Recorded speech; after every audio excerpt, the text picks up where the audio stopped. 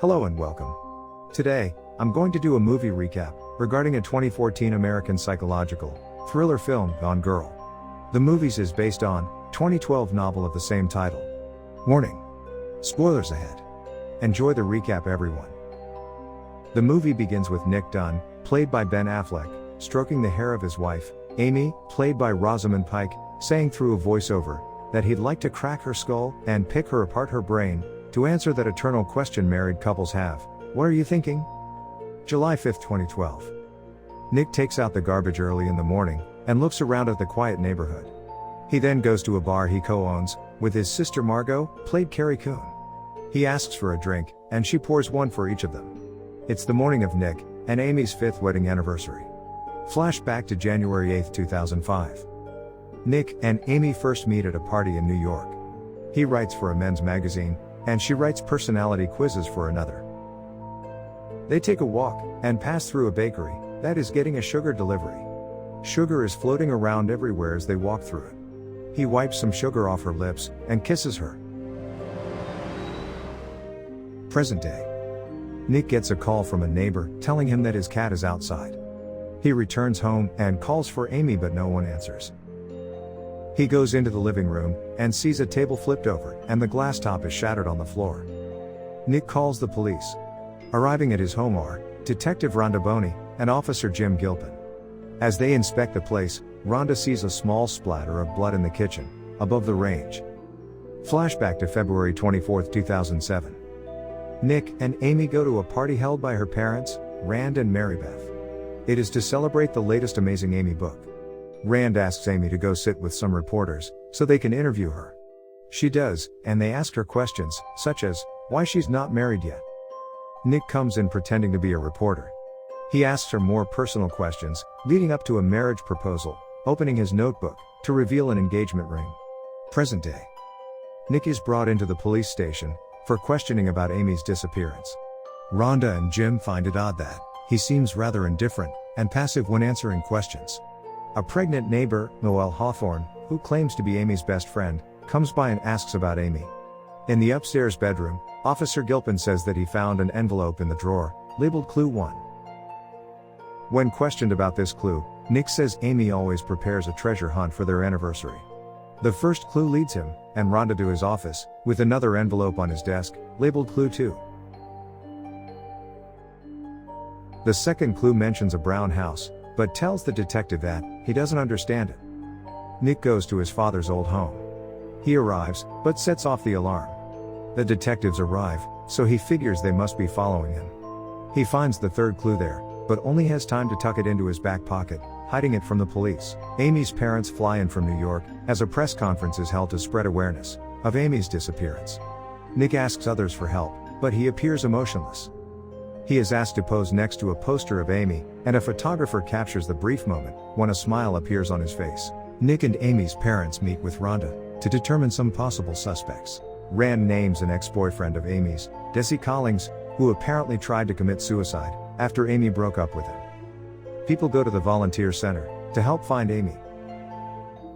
One person there is Desi Collings, but he leaves without saying anything. Consequently, the media starts analyzing Nick. TV personalities paint him as an unempathetic sociopath. Flashback to 2010. Amy's diary explains how both she and Nick lose their jobs. Nick has started losing interest in the marriage and has begun overspending on electronics, like video games. Amy feels left out and says he is just using her for sex. One evening, Nick is getting ready to go out with his old friends when Amy tries to persuade him to stay with her. He refuses. The argument escalates as they go down the stairs, and at the bottom of the stairs Nick grabs Amy and throws her down, and she strikes the banister post and falls to the floor.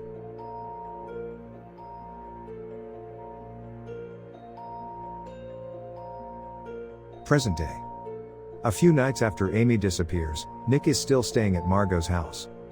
Nick gets a text saying, "I'm outside." Nick opens the back door. A young woman, Andy Fitzgerald, comes in and starts kissing Nick. He makes sure that Andy hasn't said anything to anybody about her affair with him, or that he has mentioned wanting to divorce Amy.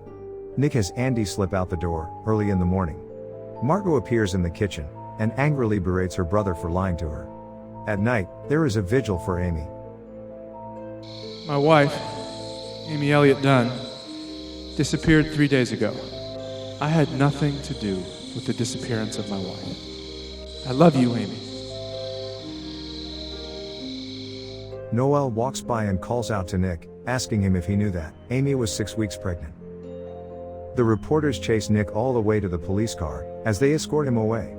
Rhonda and Jim meet Nick back in his home, and explain that the results of a light test showed someone wiped up a large pool of blood in the kitchen. She even hands Nick a document of recent expensive transactions from his credit card. Additionally, Rhonda presses Nick about how he upped Amy's life insurance policy to over $1 million. Nick remembers the third clue in his pocket and tries to decipher it. Rhonda and Jim continue their investigation and goes back to Nick's father's home. They find Amy's diary hidden in the furnace, burnt slightly. Meanwhile, Nick figures out that the third clue refers to a woodshed outside Margot's home. He discovers a large pile of items from the credit card purchases stored there. Amy's version, July 5, 2012. We go back to the morning of, and we learn the truth. Amy is alive, and she staged everything to lead up to her disappearance. Amy makes recent diary entries appear as if they were written over the past 5 years. She even faked her pregnancy by befriending pregnant Noel. Steal pregnant idiot's urine. And making her think that Nick was hurting her. On their 5th anniversary, Amy told Nick to take a walk and really think about their marriage, knowing he would go for a walk in his favorite isolated spot and thus have no alibi. Meanwhile, she set up a crime scene to make Nick look guilty. Her plans included suicide, so that her body would be found to completely frame Nick. To make sure she's not found out, she cuts her hair and dyes it. Back to Nick. Together, he and Margot deduce that Amy has framed Nick for her disappearance. Nick goes to New York City to find Tanner Bolt, a lawyer. He agrees to help Nick in his defense. The next day, as Amy is cleaning the room meticulous to prepare to leave, her neighbors force their way into her room and start searching for money. They find the money under her dress and take it.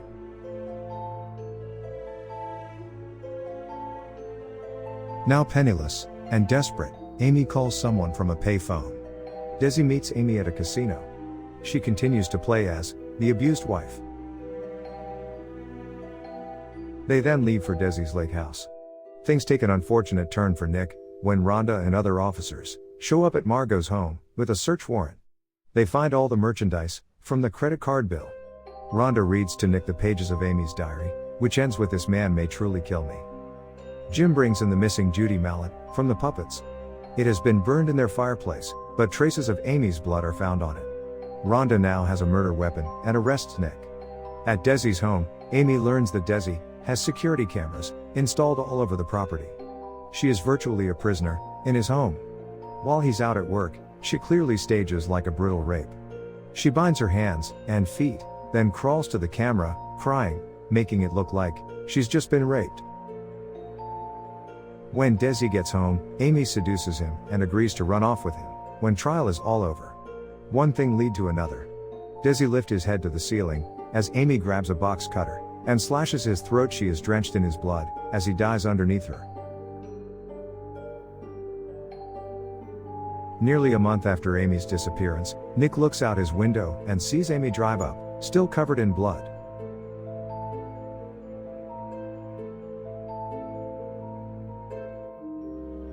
At the hospital, Amy is interviewed by a room full of police and tells a fabricated story about how Desi kidnapped and raped her before she made her heroic escape. Rhonda asks her questions, but Amy deflects the question and returns to her rape story. In the shower with Nick, she all but confesses that she framed Desi and murdered him in order to return to Nick.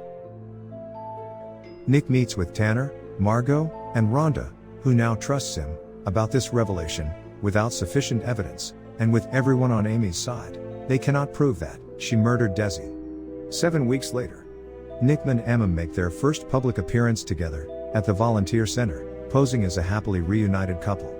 As they are getting ready, Amy gives Nick a gift, which is a pregnancy test. It's positive. Then he realizes that she has retrieved his semen sample and is using this as a ploy to keep him with her by impregnating herself.